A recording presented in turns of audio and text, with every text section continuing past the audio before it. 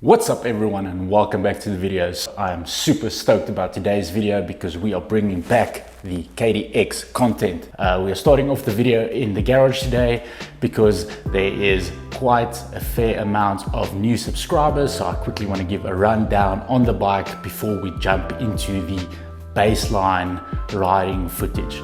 To those who are new to the channel, first of all, welcome and thank you for hitting that subscribe button.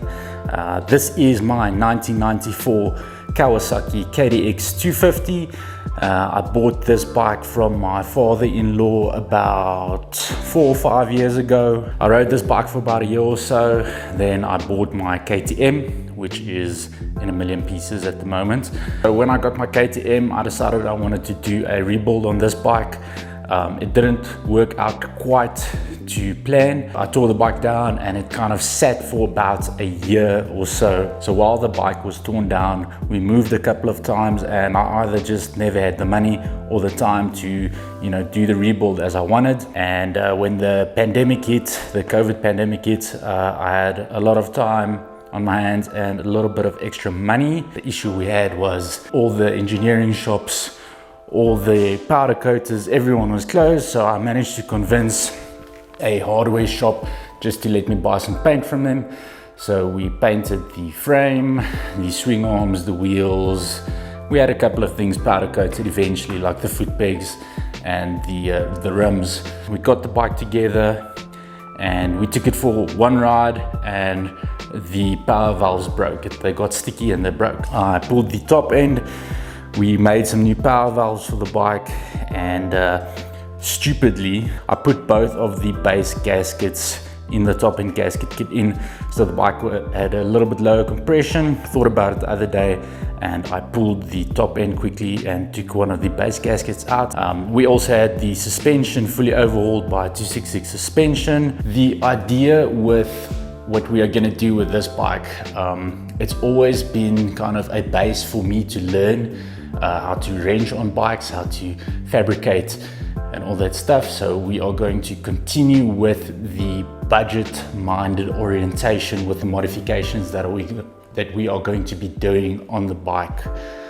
So we have got some scrap steel or some steel over here, and we are going to be using that to widen up the foot pegs a bit, widen them up at the back here.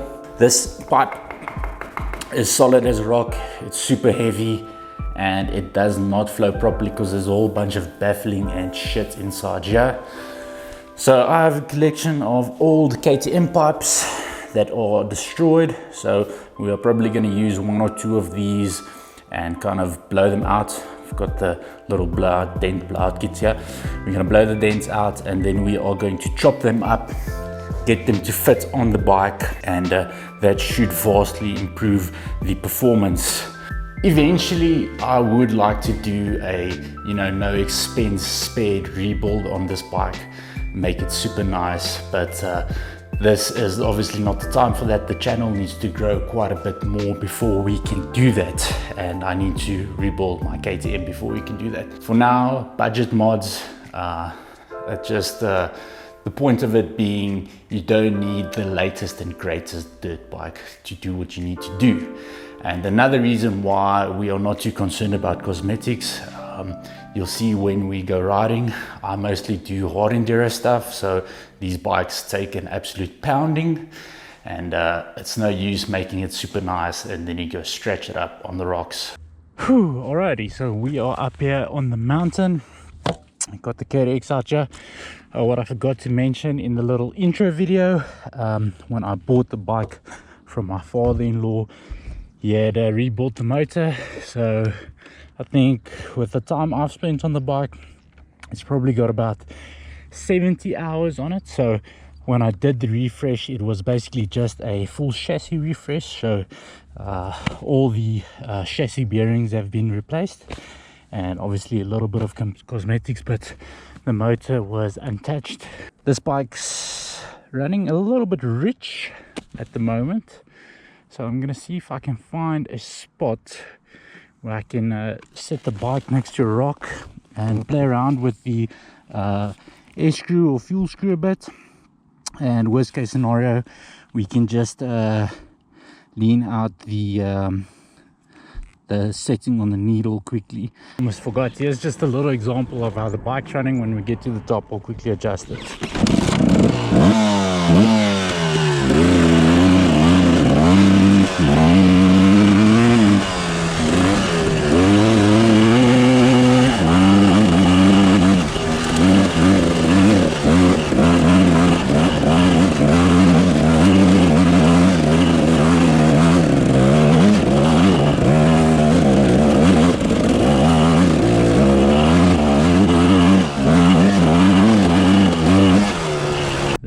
Air fuel screw was a bit rich.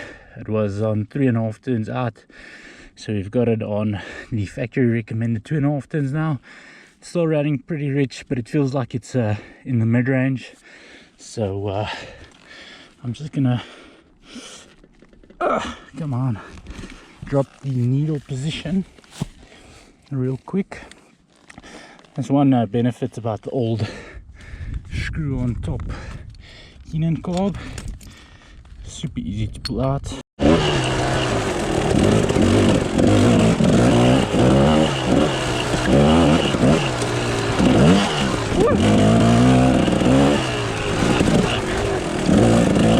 Rail's a bit overgrown.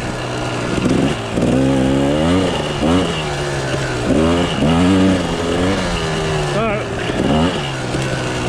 I dropped the needle. A bit of a sputter going on. I don't know if I put in a hotter range spark plug. Oh, where's the truck going? So it's BR9 over the BR7 that was in it. So I don't know if that could play a role in it.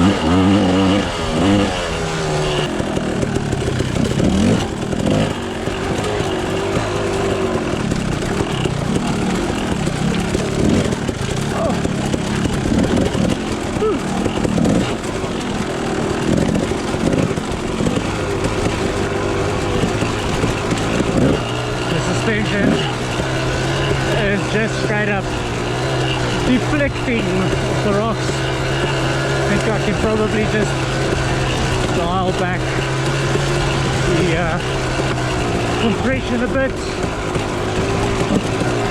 Fortunately,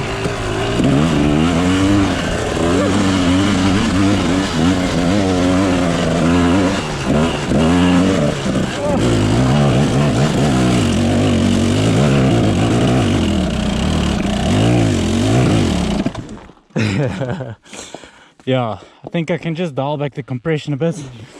Unfortunately, on the forks, we have no rebound adjustment.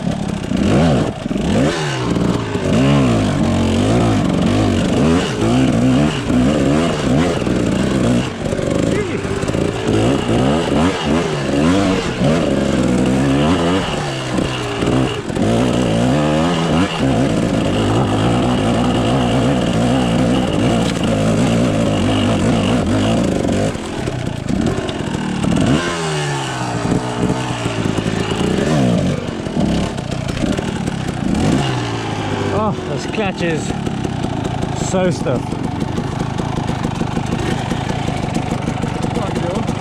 And back down.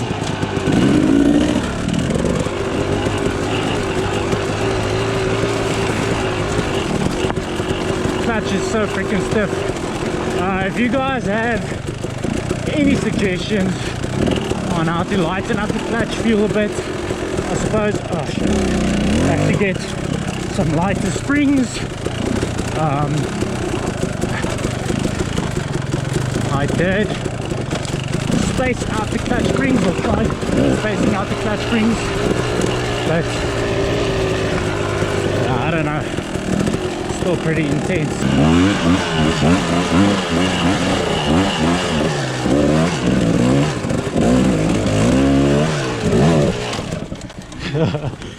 Not so fun without e-starts.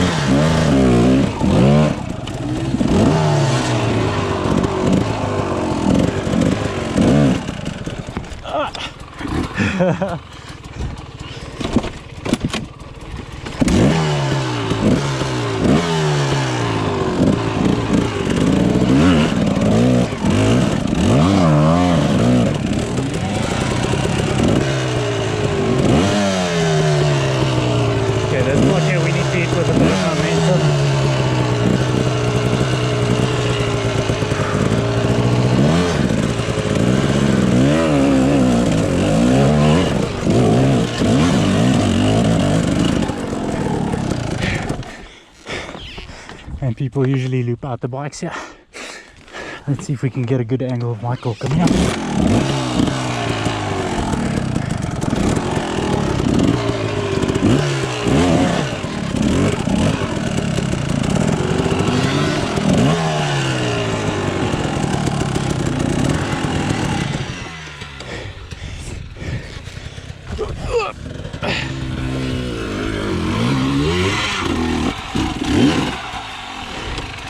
Nice!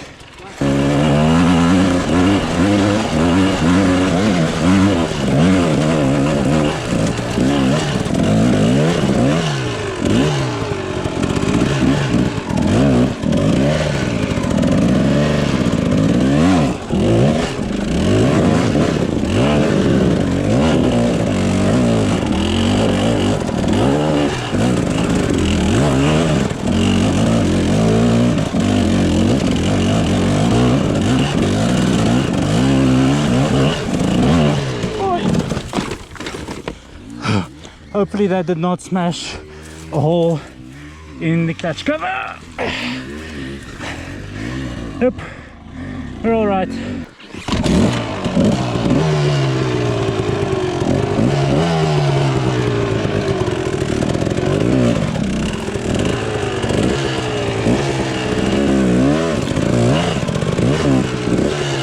Oh, here's the line right here.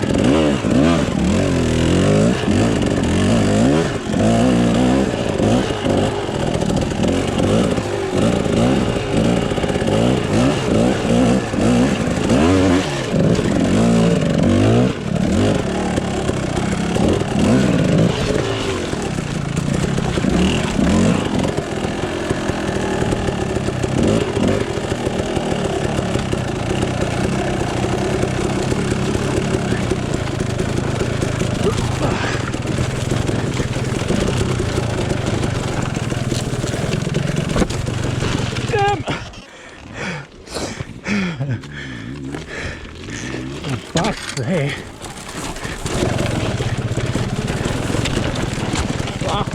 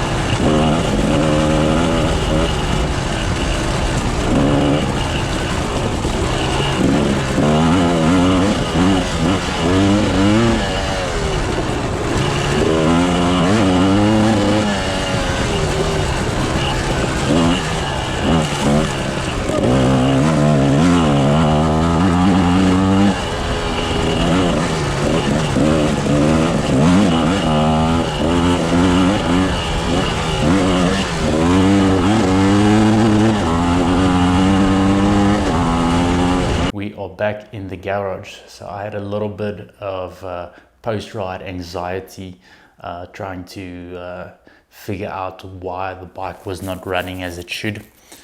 So I went through everything that I changed on the bike again. I took out the BR9 spark plug and put back the Calder BR7, and I checked the reads.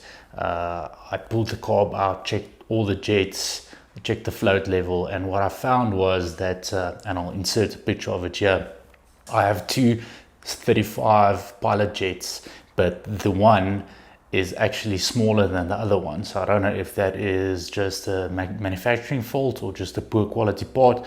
So I put the larger size 35 pilot jet in, the one that was in the bike, and I quickly tested the bike on the street. Now I know it's not ideal to test the bike on the street, but just took the bike out to like a back road where there's not a lot of houses, and I did a rip or two. Alrighty, so I don't condone riding on the streets, but we changed the pilot jet. As you guys saw, the other one was smaller, and we changed back to the other plug. Feels like it's running still a bit rich in the mid-range, but we'll see now. The bike is still fairly cold.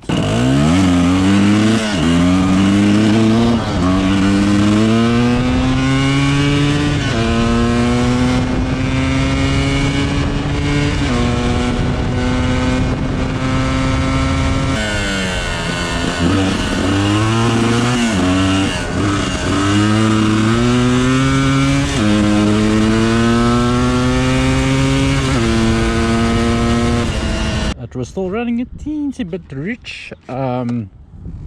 It's not really the air screw, check that. So I dropped the needle down one position. It's on the top clip now. We're quickly gonna head out to the main road or away from the houses again, and then we'll rip on it a bit. Yeah, sweet, let's go.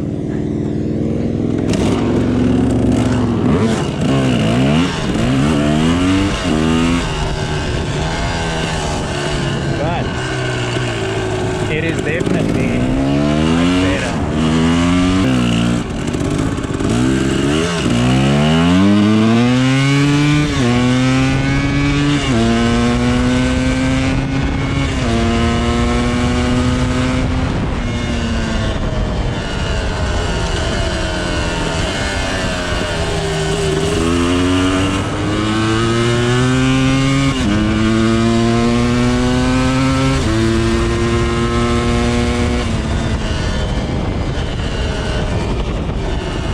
Bike is running pretty nicely now. The needle that's in the bike is not for this bike. I can't find the right needle for the bike anywhere. Nobody has stock, so it is still a tiny bit rich in the mid-range, but definitely rideable. You can ride it in technical stuff, you can ride it fast now. I might bump up the main jet to a richer jet, because it feels like it's kind of falling flat on its face in RPM. But when we do the power adders like the pipe and the Boyson dual stage reach that I want to do later on, we're probably going to rejet the bike anyway, so I might just leave it as is. But yeah, I hope you guys enjoyed this video. Thanks for watching, and thanks for subscribing, and stay tuned, because in the next episode we are doing the DIY foot peg widening. Peace out and keep ripping.